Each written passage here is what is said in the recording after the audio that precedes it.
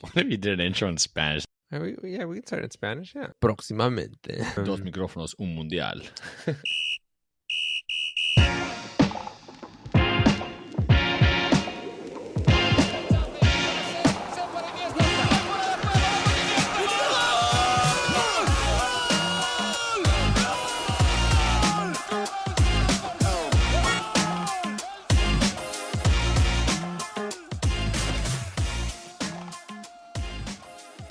Hi, I'm Mario. And I'm Amilcar.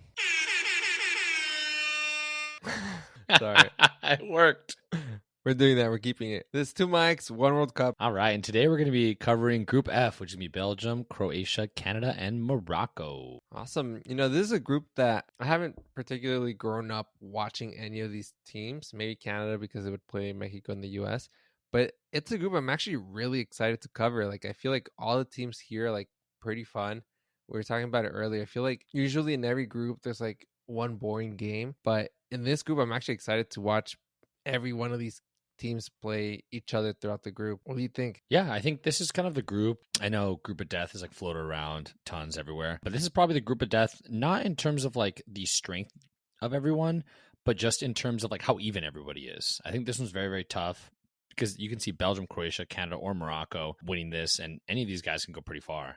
So I kind of agree with you. I think don't have a ton of experience. I think Belgium and obviously Croatia are the ones that we've seen the most. Obviously, if you've watched any of the last World Cups. But Canada is a newcomer, and then Morocco, you never know, they might spoil someone. Totally. I feel like if you're like someone based in Europe, like a European or like African like soccer fan, you might not have that same take just because maybe you haven't seen what Canada's been like recently. But yeah, I totally agree. I think this is a really, really tough and competitive group. We have 2 2018 World Cup semifinalists in it. I think it's going to be pretty cool. Speaking of one of the semifinalists, like let's start with Belgium. Their current FIFA World ranking number 2, recently number 1 in the previous rankings.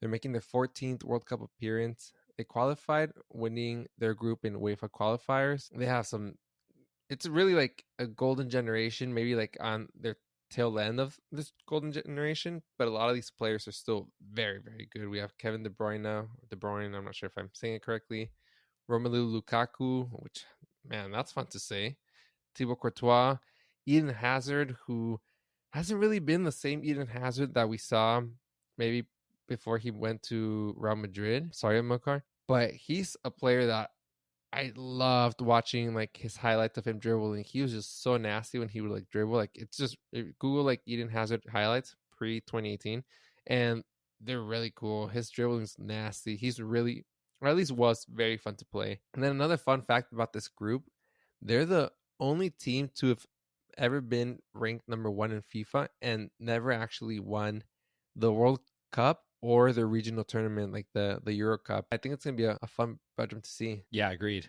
I think it's hilarious that you have to preface like Eden Hazard highlights pre-2018 because he's maybe fallen 2019, off so right? Like you're a Madrid fan. What have you thought? I remember you were excited when they got him, and what have you really gotten, you know? Oh, 100%. No, exactly. I think he's scored maybe like 10 goals his entire like 3 or 4 years he's been there. Like it's wild. I think they're talking about selling him this year, but he was just so highly touted coming out of Chelsea when he was there.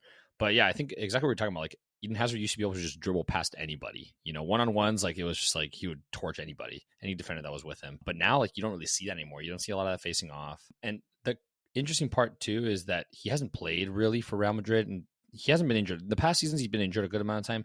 He hasn't been injured. He's just been benched. So I'm kind of curious to see how he's going to react playing in Belgium in the World Cup. Is he going to have enough fitness? Like, is he still going to be fit to play? Is he going to start? How many minutes is he going to play? Like, what Eden Hazard are we going to see? Because if we see the one from Chelsea, you know, I could see these guys going a very, very long way. But if we're going to see that Eden Hazard of Real Madrid, I mean, granted, there's still enough talent around him to kind of help that and kind of cover that up. But that could be a big difference. But obviously you talked about De Bruyne, which that guy's a game changer. You know what I mean? He can basically take it from one side to the other, score some crazy goals. I mean, he's carried Man City at times. So with having him there, anybody's basically a goal scorer. And Lukaku, barring the time he was at Chelsea, is an insane striker too. So having someone feeding you balls like that, left and right is going to be wild. What we haven't talked about is the goalkeeper, man. Oh, what a Courtois is stud, man. he's probably the best goalkeeper in the world. Part of the reason why Real Madrid won the Champions League this last year, he stopped like some insane balls in the finals and all the way through. I think that what I was going to kind of lead that to is like, I think their defense is a little bit suspect, or probably where I'm a little bit more concerned about them because they have all that firepower up front. But I'm wondering how much of it Courtois can kind of cover up just because he's so good. He's like spider arms, you know? Dude, remember that goal or not a goal, would have been goal in the Champions League final? It was like a top left corner. He just like dove. I don't know how he even read that or did that so quickly. If you haven't seen it, that's one of the best saves I've seen. It's like a quick shot. I don't know how he got to like the left corner so quickly, but it was really, really cool. Do you know what I'm talking about? Yeah, no, I know exactly what you're talking about. He had some crazy saves, but that one was insane because it's like you're just like full extension, top corner. Usually, you think top corner is like, all right, guaranteed goal, done, you know. But no, that's insane. Now, like talking about it, this is like a really fun team to watch, and it has been a really, really fun team to watch. And personally, like being from like CONCACAF, I'm always rooting for a new team that hasn't won the World Cup to win it because it's been like the same 8 teams. And Belgium for a long time was like the one team I was thinking like they're the next ones. They're the next new winner. And I don't know, maybe they might have missed the bus. Like the golden generation, it's like I think it's on their last like World Cup with the majority of these players. They still have a lot of what's in there. I don't know if it's enough. I think if anything, last World Cup where they lost to eventual champions France was maybe the closest they were going to come to, but we'll see. They should be competitive though. Yeah, I mean, I still think that they probably have this World Cup to kind of still not prove themselves, but this World Cup as their last shot to really get like you said, the golden generation that we've been seeing for the past 5, 6, 7 years that have been kind of all playing together and stuff. So I think this is probably the last year. I think barring any injuries or anything like that, which obviously we've seen a lot of leading up to this World Cup, I think they're gonna have a deep run. Also, it depends on who they draw and stuff. But I could see them going far. This is kind of one of the teams because they had that. They ended up placing 4th in the last World Cup? Third. Okay, yeah. So because they have that, that experience, they already have one of these under their belt. And I would argue that most of these players that are playing, especially at least the starters and like the core of them, have all played that World Cup. They've played the Euros. So they have a lot of experience, which is the benefit. So I think that could kind of get them a little bit further too. That's a really good point because, and we'll get to them in just a moment, but Croatia, like, I think a lot of people thought the golden generation, like their prime was like 2018. That was like the last like best chance they had, or that was like going to be the last World Cup. And a lot of those players are still around for 2022. So yeah, you bring a good point. That might change what I was thinking about predicting for this group a little bit later on. Yeah, so that's a perfect segue. Let's talk about Croatia next, man. Current FIFA world ranking of 12. They qualified automatically from the UEFA in first place in their group. And obviously they have some heavy hitters like Ballon d'Or winner Luka Modric, Mateo Kovacic. All the itches are there. Not as many as Serbia. There you go. They got second place at the last World Cup. They were, I would say, they're probably like a Cinderella team. I don't think anybody had them going that far. Yeah. And that's why I think Modric was able to get that Ballon d'Or that year, because I know he didn't single-handedly carry them, but it kind of felt that way. At least the media played it up that way, like he was kind of the one taking them the whole way. But obviously they had Mandzukic, which is also a stud. But the biggest thing with them is I think that they've brought a lot of younger talent to replace the likes of Mandzukic and Rakitic. And Luka Modric, he still got it, man. Listing. Yeah, I know. He's just 37 years old. And I'm just like, dude, I don't know that he plays like someone that's like 27 years old, Like it's insane. And as a Real Madrid fan, I see him year in, year out. Like he's still currently playing like one of the best midfielders in the world at this age. Because usually at 37, most of these guys are done. I know you've seen like memes of the Iniesta at 37 was playing guitar. Yeah. Like all these other players like retired, and he's still like playing top flight soccer and having crazy impacts on the team. Again, another stud in a different team, but yeah, he something else. And Croatia too, when I think of the US or like Mexico, and when I daydream about them having like a Cinderella type run in the World Cup, it's kind of like Croatia, because let's be honest, a lot of CONCACAF teams have never really been like a really giant force where they've come into a tournament and they're favorites. And I don't see that at least in the near future for any of them, even though there are talented teams. And kind of how Croatia wasn't necessarily expected to make it to the final, and they just like kept going and kept going. That's what I imagine it would be like for a CONCACAF team if they really make like a deep, deep run where they make it to a final. We've actually never had a team to even make it to the finals. So I see like Croatia, and I'm so happy for that country to experience that. And I can just hope that one day, maybe even this World Cup, that's what will happen to one of the CONCACAF teams. So super excited for what they were able to do in 2018, and excited to see what they can do for 2022. I think a big part when you start talking about like Cinderella, I think like the first game when you win like the round of 16, it's like, oh, okay, you know, you're good. Then you're in the quarters and you're like, oh man, like this is special. You're like, I'm a game from the semis. Exactly, yeah. And I feel like then you start playing out of your mind and just like the hype that you're getting, because I mean, a lot of like neutral fans that don't have necessarily a team in the race, a lot of them go for these underdogs and they'll go for the teams that don't really have anybody rooting for them, or they weren't expected to be where they're at, you know, especially against the big teams like the Spains, Brazils, Germanys, things like that. A lot of people go for these smaller teams. So then you have a ton of people rooting for you. You're kind of like at the point where you're like, I got nothing to lose, versus, you know, the bigger teams are like, okay, we're expected to be here. We need to win this next game. And I know we've mentioned this a lot on some of the groups, but some of these teams that have nothing to lose can start upsetting all these, you know, powerhouses. Yeah, you see a team that does that, exactly that every World Cup, at least one. Yeah, and I think even at the last group stage, I wouldn't say that they were like not expected to come out of the groups. So it's like, okay, sure, out of the groups, they should be out of the groups. But then I feel like you end up developing that underdog once you start making it further and further, where you're like, okay, you quote unquote don't belong here. So this is kind of crazy. To that point, just how Croatia did in 2022, I think a team from CONCACAF that's going to try to replicate that is Canada, current FIFA World Ranking 41, which if you're, again, not very familiar with CONCACAF, you think, oh, okay, yeah, Mexico, USA are ranked higher. But from someone that's been seeing the CONCACAF qualifying tournament, I think they should honestly be probably the highest ranked CONCACAF team. But they're making just their second World Cup appearance. They qualified by honestly balling out in CONCACAF. Maybe at the end, once they had in the bag, they weren't playing as well as they were before.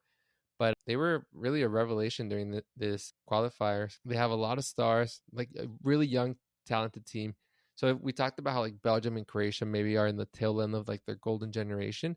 I think Canada's just beginning that generation. You know, in like those movies where over summer the main character is an ugly or like nerdy kid, and then they have like a makeover, and now they're like really good looking or really good or really strong or whatever. That's what I feel like watching. Like as a US and Mexico fan, I was all of a sudden like, wait, Canada's good now. So that's why I feel like Canada just had their glow up, and now they're here, and I am very, very excited to watch them play. I almost feel like the excitement that I feel or I felt with Belgium like in 2018 and 2014, I feel like they're that level of excitement now, but 2022 winning from CONCACAF. Yeah, it's kind of crazy that you say that, because it's like having another team in CONCACAF that can play well. It's like it's going to make it that much harder for Mexico or the US to get a spot in the next World Cup, you know, with a good team like that. And I think they've proven the fact that they've made it difficult on everybody. The fact that obviously they took first place with the likes of USA, Mexico, and Costa Rica all in the same group, you know. So they've definitely showed that they can come to play. And yeah, they've come for what normal fans like us, you know, out of nowhere. Like we did not expect this to happen. I think you probably knew Alphonso Davies was probably the only player you knew. Granted, he's super young, young and fast, and he plays for Bayern Munich, so he has a ton of big game experience. I'm very excited for their attackers. So I think like Jonathan David and Kyle Larin are their biggest forwards, and they've been scoring tons of goals in the qualifiers. They could really, really have kind of one of those revealing World Cups, like you had mentioned previously, where some players out of nowhere, they just come out and they have play this insane World Cup, get crazy deals, transfer to like the likes of Real Madrid or Barcelona. I think one of these two forwards could have the same exact experience. I'm very excited for that. The defense is where it's a little bit concerning as to how they're kind of going to shore that up. The good part is Alphonso Davies, obviously, he plays on the wings, so he's able to come back, like you said, super fast. So he's able to come back and shore up a little bit of that defense, but it's still a little bit concerning to me. But like we mentioned with a lot of teams, they literally have nothing to lose. Like, nothing to lose at all. It's their first World Cup. They might just go all out and maybe surprise some people. But if they don't, I really would not be discouraged with this team, because like you said, I think this is the beginning of something that could last another 2 World Cups. So maybe this isn't the World Cup that they win or get, you know, to the quarters or anything on, but how young this team is, I think that we could really see a big revelation of them in the next World Cup. Yeah, I think that's a really, really good way to put it, like their present, like how their future's looking. It's also a team, again, we've talked about how they've kind of been a revelation for us, but I think they have the potential to do that in the World Cup because they really haven't played outside of CONCACAF that much and even really won outside of CONCACAF. Here's a fun fact. Since 2011, that was like that last time that they beat a European team. And then the last time they beat a South American team was in 2000 against Colombia. Some of these players weren't even born yet. And again, during their prep period, they haven't had that many international matches. So I'm curious if that'll benefit them in the sense that there'll be other teams might not be as used to playing against them, or if it'll hurt them once they're actually maybe playing tougher competition. Like they recently played Qatar, which they ended up winning 2-0, but then they did play Uruguay and they lost 2-0. And it wasn't really a game where it looked like they were creating many opportunities. Nonetheless, I still think they have a lot of potential within this tournament, but in the long-term future as well. Yeah, absolutely. I think that's the biggest thing. So it's interesting to like think of what you said about are they gonna play better maybe because no team's ever played against them or they haven't been kind of in world football for that long. I think that they'll probably benefit on that side because teams won't know what they're going to get themselves into, and they do have some players that are playing in Europe and playing in some big leagues, so which have big game experience, and that's usually what we talk about and what we think about when we're talking about the World Cup. Granted, the World Cup is a beast of its own, right? Yeah. I think if you've never been there, not that I know what it feels like, right? But I feel like if you've never been there, just thinking of like other tournaments I've gone to, it's definitely hard to put your finger on that and to feel how that's going to feel. So I think the first match of a lot of these games is going to be kind of crazy, and they play Belgium first. That game right there, I think, is going to tell us a lot of what we're going to see in this group from them specifically, because if they can get a good result or even if they lose, play them well, I think that's going to be interesting, and that could tell us if we're going to maybe see them out of this group, because I think a good game is going to be the Canada against Croatia. I think that's going to be a lot more evenly matched than a lot of people are expecting. So do you think the Belgium Canada won't be as evenly matched? I don't know. It's the first game. Like we just talked about Belgium. Belgium has a ton of experience, been there, done that. Canada's like, I don't even know what the heck this is. Like I've never been here. Like we barely played any kind of international games like you mentioned, and then now we're here. So I think it's going to be like kind of a game for them to kind of get accustomed to what's going on and kind of just the lights and of the World Cup. And I mean, I think we can all agree that I don't want to say that they're going to be outmatched because we talked about any team can win this group, but I think Belgium has a lot more cohesiveness as well. They've played together a lot more in these big games, so I think Canada might be outmatched here. But the good part is that they're going to play their hardest game first. So even if they don't play well, they're going to warm up against arguably the best team in this group, maybe.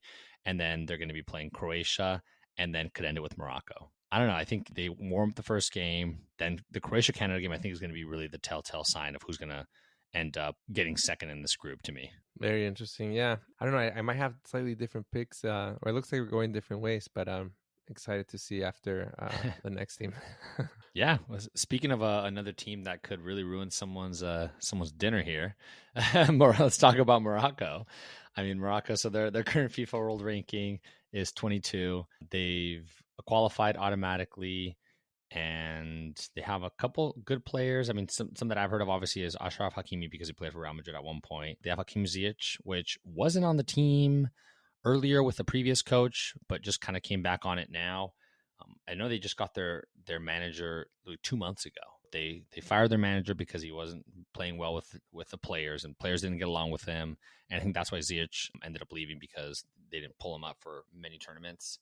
And then he's back, so he's definitely their top player. He's a good kind of producer, I guess you would say, in the midfield, who can really dominate the midfield and get the ball to the attackers. So they could really, I don't want to say ruin, because we talked about how it's really even, but they could really play some interesting games here. Maybe they end up also in the top two. What do you think?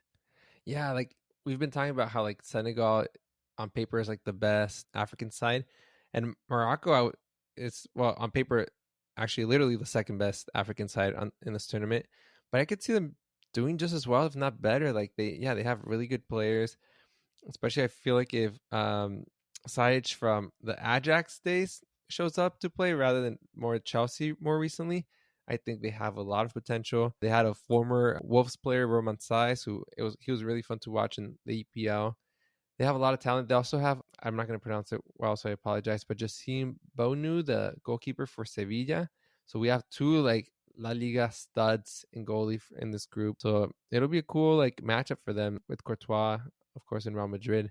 I think Bonu, the last 2 years, maybe one of them won like best goalie in La Liga.